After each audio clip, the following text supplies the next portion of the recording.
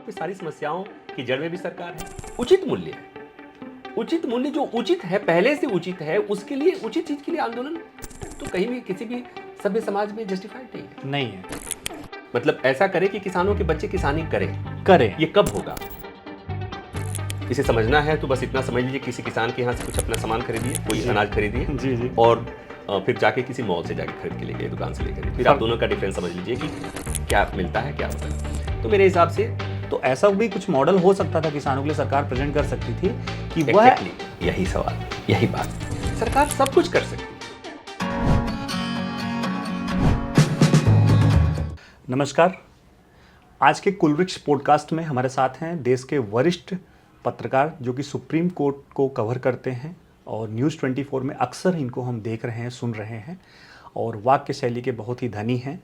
और आज इनसे हम इनके बारे में, साथ ही सुप्रीम कोर्ट के बारे में आसान शब्दों में जो आम जनता समझ सके, इनके माध्यम से जानेंगे और सुनेंगे। नमस्कार। मेरे पत्रकारिता के पड़ाव में एक असाइनमेंट मिला था मुझे, किसान आंदोलन। अच्छा। जिसका लीगल रिपोर्टिंग से सुप्रीम कोर्ट से कोई लेना देना दूर दूर तक था नहीं।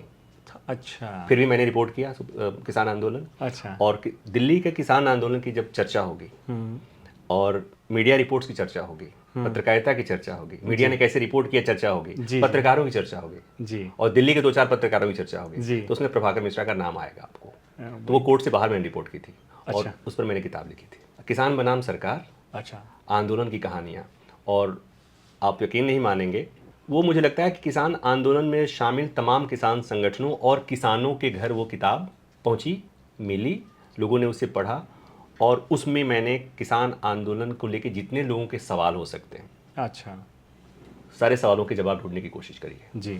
उसके पीछे की सियासत, उसके पीछे का अर्थतंत्र, कौन फंडिंग कर रहा था, कैसे फंडिंग हो रहा था, किसान संगठन काम कैसे करते हैं, किसानों की मांगे जायज़ थी, नाजायज़ थी, किसान आंदोलन का में हुई हिंसा, उसके पीछे जिम्मेवार कौन, कैसे तमाम चीज़, सरकार ने इसको कैसे मैनेज किया, सरकार से कहाँ गड़बड़ी हुई, किसान संगठनों से कहाँ गड़बड़ी हुई, या सरकार को क्यों झुकना पड़ा, तमाम चीज़ें।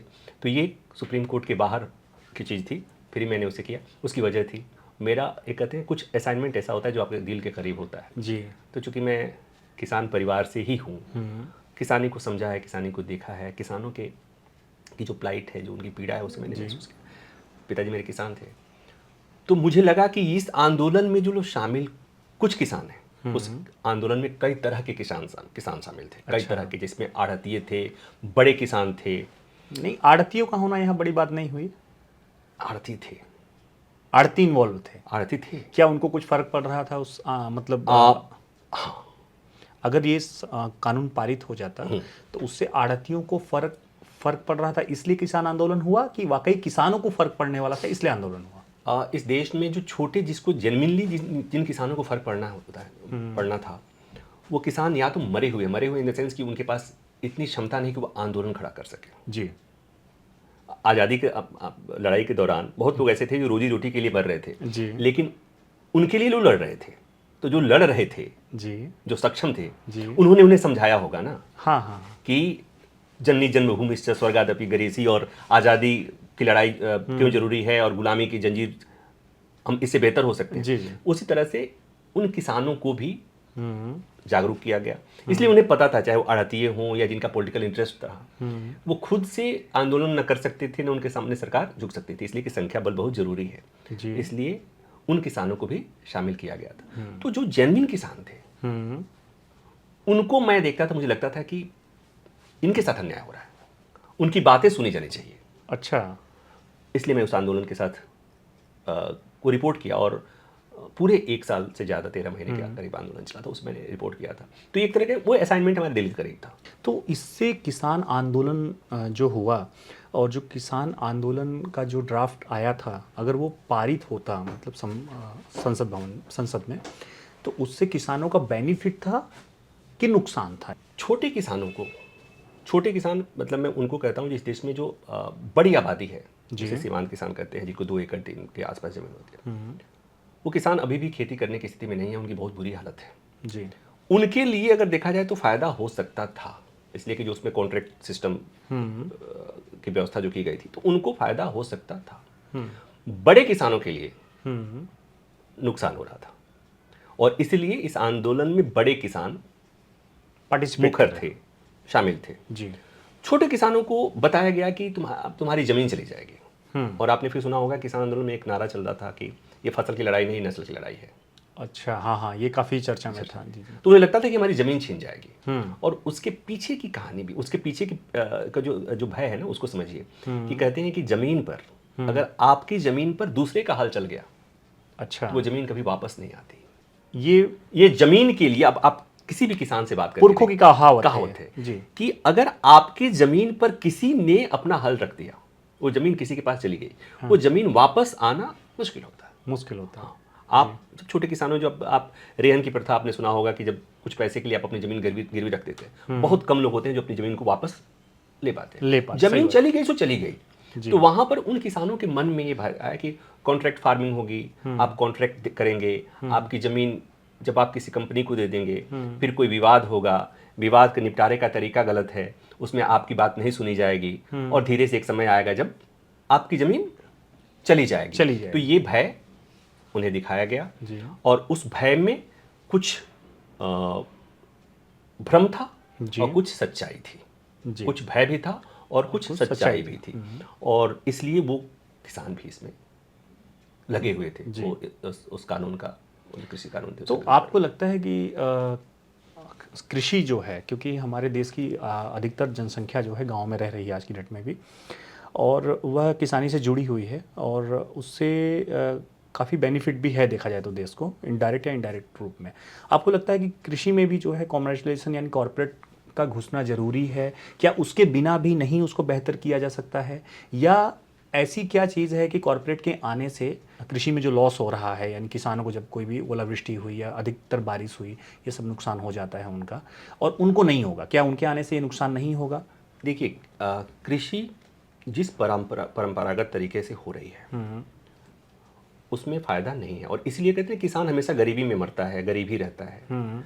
तो वो चूंकि वो परंपरागत कृषि है, आज के समय में भी जो लोग परंपरागत कृषि के तरीके को छोड़ दिए जी, वो लोग ठीक कर रहे हैं। ठीक है, लेकिन उसके लिए चाहिए पैसा, पूंजी चाहिए। और पूंजी, छोटा किसान जो सीमांत किसान है, उसके पास पूंजी का तरीका क्या, पूंजी कहाँ है? तो उसके पास तो अपनी बेटी की शादी के लिए पैसा नहीं, हाँ, अपने बच्चे के स्कूल के फी के लिए पैसा नहीं जी, जी, जी। तो वो पैसा उनके पास नहीं, वो सोच ही नहीं सकता। तो फिर जहां पैसे की बात आती है वहां कॉर्पोरेट की बात आती है। अब बात आती है कि कॉर्पोरेट का आना खराब नहीं है, कॉर्पोरेट के आने के पीछे के मंशा जो है जी, सवाल उसको लेकर जी। किसान आंदोलन के दौरान अगर आप देखेंगे तो उस समय कई बातें हुई। उसमें एक बात हुई कि आपने देखा कि एक कंपनी विशेष के जगह जगह वेयर हाउसेज पहले ही बन गए थे। जी, सही बात है। साइलोज बनाए उन्होंने, साइलोज बनाए गए, ये तब ने देखा। अब लोगों को लगा या बताया गया कि ऐसा होगा। तो जब कानून, कोई भी कानून हो, कानून खराब नहीं होता जी, कानून बनाने के पीछे की मंशा जो होती है, नियति पे, तो जो नियत, तो जो कानून बनाने की नियत पे सवाल हो। और ये सवाल जब सरकार, कोई भी सरकार सत्ता में होती है, जिस कानून बनाती है ना, उसमें जब अविश्वास हो जाता है जी, अब तो अविश्वास एक हो जाता है और अविश्वास पैदा कराई जाती है। यहाँ पर दोनों चीजें थी जी, एक अविश्वास, वेयर हाउसेज, साइलोज बने थे, हाँ, एक अविश्वास के लिए इस तरह की चीजों को बताया गया जी, और दूसरा अविश्वास पैदा कराई गई। अविश्वास पैदा कराई गई तो ये पैदा कराने के पीछे सियासत थी, उसमें कई तमाम चीज़ें सरकार के मुखालफत होती हैं, क्षेत्रीय दलों के अपने राजनीतिक हित थे, किसान नेताओं के अपनी महत्वाकांक्षा थी। तो कुल मिलाकर ये कि वहाँ पर कई फैक्टर्स थे। तो अब आपका जो ये सवाल है कि इसमें कॉर्पोरेट का आना, कृषि में कॉर्पोरेट का आना जरूरी है, उसके बिना इसका उद्धार नहीं हो सकता। लेकिन उसके आने के जो प्रोविजंस हों या उसमें किसानों के हितों की अनदेखी नहीं हो, किसानों के की रिड्रेसल सिस्टम हो, जो किसानों के ग्रीवांसेज हों। आज भी जहाँ पर भी कॉन्ट्रैक्ट फार्मिंग होती है, उन किसानों से आप बात करेंगे तो पता चलता है कि कॉन्ट्रैक्ट फार्मिंग हो गई, यील्ड जो प्रोडक्ट जो आया, जो फसल वो उसके अनुकूल नहीं रही, जिसने कॉन्ट्रैक्ट किया है उसने ड्रॉप कर दिया, उसने छोड़ दिया, या उसने मनमाने ढंग से उसने अपने रेट घटा दिए। ये तमाम तरह की जो चीज़ें आती हैं। तो किसानों में कोई भी कानून लाइए, जो भी कानून हो, कॉर्पोरेट को इन्वॉल्व करिए, जो भी कर, उसके पहले एक जनमत बनाइए किसानों की बात को सुनिए, उनके मन में जो सवाल हैं, जो आशंकाएं हैं, उसको एड्रेस कीजिए। उनके मन में भरोसा होना चाहिए कि ये जो आ रहा है मेरे लिए आ रहा है, ये किसी और को, ये किसी व्यापारी को फायदा पहुंचाने के लिए नहीं आ रहा है। व्यापारी फायदा भले कमाएगा, लेकिन हमें भी फायदा होगा, हमारी जमीन नहीं जाएगी जी। ये उनको विश्वास जब तक। और अच्छा, दूसरी बात ये कि वो बहुत इनोसेंट लोग होते हैं। मैं अगर सामान्य इस देश के सामान्य किसानों की बात करूं, वो बहुत इनोसेंट आदमी है। उसको हल बैल, आज बैल तो है नहीं, ट्रैक्टर, उसको अपनी खेती से वो इसी बात पे खुश हो जाता है कि उसकी फसल बहुत अच्छी लहलहा रही है। उसको इसी बात से खुश हो जाता है कि पानी देने के समय, जब पानी चाहिए उसके पौधे को, उस समय बारिश हो गई। इसी बात से खुश हो जाता है। इसी बात से खुश हो जाता है कि उसके गन्ने के सही समय पे पेमेंट हो गया। उसको तो इतना इनोसेंट होता है वो, उसको देश की सियासत से बहुत मतलब नहीं है। लेकिन बड़ा सवाल ये है कि कॉर्पोरेट जब खेती करेगा, संसाधन सीमित है, जनसंख्या ज़्यादा है, तो खेत तो उतने ही रहेंगे, खेत बढ़ेंगे नहीं। किसान जो खेती करता है तो वो ध्यान रखता है कि मुझे इतना ही यूरिया डालना है, नहीं तो मेरा खेत आगामी 10 साल 20 साल में डेड हो जाएगा। उसमें आप कितना यूरिया डालो, उसमें पैदावार नहीं होगी। ये हम सब जानते हैं कि आगामी समय में ये चीज़ें हो सकती हैं। तो ऐसा क्या है कि कॉर्पोरेट कर देगा आखिर में? फिर जो अगर हम खेती नहीं करेंगे तो आखिर में तो हम ही बोएंगे उसको, मतलब हम भी तो कॉर्पोरेट से खरीदेंगे ना। तो ऐसा भी कुछ मॉडल हो सकता था किसानों के लिए, सरकार प्रेजेंट कर सकती थी कि वह यही सवाल, यही बात, सरकार सब कुछ कर सकती है। आपने कहा कि 10 साल के बाद वो जमीन उर्वर हो जाएगी, अनुपजाऊ हो जाएगी जी।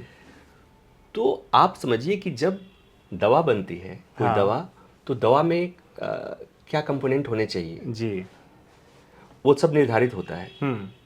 जो खाद्य पदार्थ हैं उसकी गुणवत्ता सुनिश्चित होती है जी जी। तो अगर कॉर्पोरेट की एंट्री होती है खेती में, तो उसमें कितना खाद इस्तेमाल करना है, उस जमीन का कितना दोहन करना है, वो सब सुनिश्चित करने की जिम्मेदारी सरकार की होगी। वो सरकार पहले तय करेगी, निर्धारित करेगी कि इस जमीन को ऐसे नहीं करना, इसका जमीन का इतना दोहन मत करो, इतना शोषण मत करो कि 10 साल के बाद ये जमीन खराब हो जाए, बंजर हो जाए। ये तो सरकार करेगी ना। तो ये यहीं पर मैंने कहा कि इस देश में सारी समस्याओं की जड़ में भी सरकार है और सारी समस्याओं के समाधान भी सरकार के पास है। लेकिन प्रमुख सवाल जो ये है कि अगर कॉर्पोरेट घराना खेती करता भी है, व्यापार करता भी है इस देश में, क्योंकि खेती ऐसा व्यापार है जो कभी न खत्म होने वाले व्यापार का हिस्सा है, किसी न किसी रूप में वो रहेगा, है ना। तो उसी प्रकार से अगर किसान आज लॉस में क्यों है? क्योंकि उनको उचित मूल्य नहीं देते। कल को उठ के अगर कॉर्पोरेट खेती करता है तो वो अपने रेट में, क्योंकि उसको अपने लॉसेस को भी रिकवर करना पड़ेगा, तो आखिर में तो इस देश की जनता ही उसको खरीदेगी, सफर करेगी ना। तो क्या हम किसानों को ही, क्योंकि उसमें लेबर भी कौन करेगा, वो भी किसान के बच्चे ही कर रहे हैं। तो क्या ऐसा कोई मॉडल नहीं है जिसमें किसान के बच्चों को उतना एजुकेशन दिया जाए और वो छोटे छोटे स्टार्टअप के रूप में, है ना, बाजारू खेती कर सकें, अपने प्रोडक्ट को, मतलब यहाँ से देश विदेश में अच्छे से बेच, आसान वे। एक सेक्टर तो छोड़ देना चाहिए ना। देखिए, 2 मॉडल, एक मिश्रित मॉडल जी, जिसमें कॉर्पोरेट आज भी है और कॉर्पोरेट का होना जरूरी जी है। दूसरी बात आपने जो कही कि किसानों के बच्चों को भी, मतलब ऐसा करे कि किसानों के बच्चे किसानी करें। ये कब होगा? जब किसानों के बच्चों को लगेगा कि किसानी से भी हमारा पेट पल सकता है, हमारा घर चल सकता है, हमारे बच्चे अच्छे एजुकेशन ले सकते हैं, हमारे यहाँ दवा इलाज अच्छा हो सकता है। फिर बात वहीं आती है कि वो तो तभी होगा जब फसल के उचित मूल्य मिलेंगे। और उचित मूल्य के लिए ही पूरी लड़ाई जो किसान इस देश में, मुझे लगता है कि एक बहुत गैर जरूरी आंदोलन होता है। इस पे आंदोलन क्यों होना चाहिए? ये जो एक उचित मूल्य की बात है, उचित मूल्य है, उचित मूल्य जो उचित है, पहले से उचित है, उसके लिए, उचित चीज के लिए आंदोलन तो कहीं भी किसी भी सभ्य समाज में जस्टिफाइड नहीं है। और एमएसपी को जो कहा जाता है, ये उचित मूल्य की ही मांग है। उचित मूल्य की मांग। ऐसी मांग, इतनी कीमत दे दो कि जैसे कहते हैं कि हम भी भूखा ना रहे, साथ भी भूखा सही बात है, न जाए। तो ये उचित मांग, उचित मूल्य की उचित मांग है और इस पे आंदोलन नहीं होनी चाहिए थी। तो उसमें क्या है, जैसे ही आप किसानों को उचित मूल्य मिलना शुरू हो जाए, जैसे ही किसानों को, अगर किसानों को किसी क्षेत्र में कोई कपास उत्पादक है, कोई गन्ना उत्पादक है, कोई गेहूं धान, और उस समय अतिवृष्टि अनावृष्टि के चलते फसल नुकसान हो जाए, तो जैसे तमाम उद्योगों के मामले में, सरकारें ऋण माफी कर देती है, जी जी जी, कई लाख लाख करोड़ रुपए सरकार माफ कर देती है, माफ कर देती है। तो एक प्रोविजन ये भी होना चाहिए, आजकल मुआवजा हालांकि देते हैं लेकिन वो कितना होता है, कितना जस्टिफाइड होता है, आप सबको पता है कि किस तरह से होता है, कि उस इलाके में अतिवृष्टि हो गई, नुकसान हो गया, उनकी ऋण माफी, कम मूल्य पर उनको ऋण देंगे और उनको उनकी उपज की उचित कीमत मिले, इसकी व्यवस्था सरकार सुनिश्चित करे। जो सरकार करने की कोशिश करती है हम करते हैं, लेकिन हो नहीं रहा है, इसमें कोई दो राय नहीं है। इसे समझना है तो बस इतना समझ लीजिए, किसी किसान के यहाँ से कुछ अपना सामान खरीदिए, कोई अनाज खरीदिए और फिर जाके किसी मॉल से जाके खरीद के लेके, दुकान से लेकर, फिर आप दोनों का डिफरेंस समझ लीजिए कि क्या मिलता है, क्या होता है। तो मेरे हिसाब से ये तभी हो सकता है कि किसान का बेटा किसानी करे और किसानी बची रहे और आपको भी फायदा मिलता रहे। अल्टीमेटली शोषण, जो आपने कहा ना कि हमें कुछ देना होता है, तो 5 रुपया किलो टमाटर वाला बेचता है और वही टमाटर आप 70 रुपये किलो मार्केट से खरीदते हैं, आज तो 125 रुपये किलो बिक रहा है। तो आप अगर जो 5 रुपया वाला है उसको आप 25 दे देते तो आपको 70 रुपया मार्केट से नहीं खरीदना पड़ता, 120 रुपया खरीदना नहीं पड़ता। सही बात। तो ये व्यवस्था मुझे लगता है कि सरकारों को इस पर गंभीरता सोचनी चाहिए। एमएसपी को मेरे से अगर पूछेंगे तो मैं कहता हूं एमएसपी को उचित मूल्य, आम आदमी की भाषा में उचित मूल्य, और ये उचित मूल्य की मांग उचित मांग है और इस उचित मांग के लिए और किसी भी उचित मांग के लिए, चाहे वो किसी का भी हो, चाहे वो स्टूडेंट्स का भी हो, युवाओं का हो, महिलाओं का हो, दलितों का है, आदिवासियों का हो, जिसका भी हो, उचित मांगों के लिए आंदोलन किसी भी तरह से जायज नहीं ठहराया जा सकता। तो ये उचित मांग है, इसके लिए आंदोलन क्यों? सरकारों को मुझे लगता है कि इस पर गंभीरता से विचार करना चाहिए, बिना आंदोलन के कर देना चाहिए, छोटा भी कहना चाहिए। तो जब आप किसान की बात कर रहे हैं तो आप भी एक किसान परिवार से आते हैं, इसलिए आप इस दर्द को समझ रहे हैं। और आप अगर आप धरती को माँ समझ रहे हैं जी, उस फिलॉसफी पे आइए। उस माँ को आपने त्याग दिया, वो माँ आपको देख रही थी। अच्छा, 40 साल तक माँ से आपने हालचाल नहीं पूछा। उस माँ में सब कुछ शामिल है, वो जमीन भी, वो समाज भी। मुझे किसी ने कल कहा कि बिहार के लोगों को अवसाद नहीं होता, और ये सच है, मैं बहुत गर्व के साथ ही कह सकता हूँ। अच्छा, दिल्ली में जो आदमी आता है, वो छोटा हो या बड़ा, कमा के घर नहीं जाता है, वो यहीं बस जाता है। जो एक आदमी बैग लेके आया, लेकर आया, सही बात है, एक टिकट कटाया था, बैग लेके आया। मैं खुद अपनी बात कर रहा हूँ, समझ रहा हूँ। मैं आया था, बैग लेके आया था, और मुझे यहां से अगर जाना हुआ तो ट्रक में सामान भर के जाना पड़ेगा। सही बात। 4 बैंक में, 4 नहीं मतलब 2-3 बैंक में अकाउंट क्लोज करना पड़ेगा, इसलिए कि यहीं पर सब कुछ ही हो गया। संस्कार, जिसकी बुनियाद में होती है परंपरा, और हम कुलवृक्ष संजोते हैं, सींचते हैं परंपरा के जड़ों को, आपके पुरखों के इतिहास को। और अगर आप अपने पूर्वजों को जानना चाहते हैं तो आइए हमारी वेबसाइट www.kulvriksh.in पर, या फिर हमें कॉल कीजिए और बनाइए अपनी फैमिली ट्री।